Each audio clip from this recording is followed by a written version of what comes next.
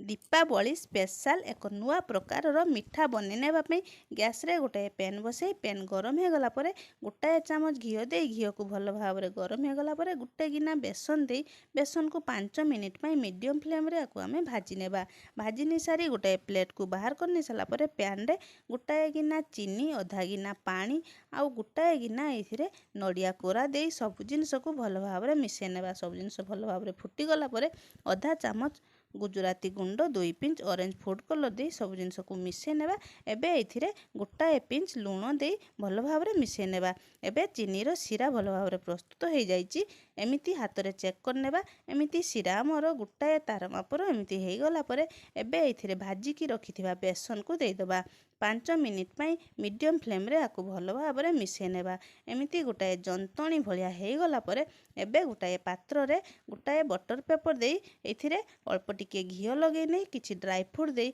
एमिति सबतक मिश्रण को दे एमिति भल भाव में समान करनी सारी आउे आउ कि ड्राई फ्रूट दे आपको गोटाए घंटा आम रेस्ट रे छाड़देवा ठंडा हाँपाई ठंडा हो गला परे आपको एमिति कागज को ऊपर उठे आपणकर मन पसंदर सेप्रे आपको काटी नहीं पारे काटी नहीं सारी दीपावली रे एमिति सुंदर मिठा बहुत सहजरे घरे प्रस्तुत करंतु एवं एंजॉय करंतु दीपावली रे एमिति टेस्टी टेस्टी मिठा।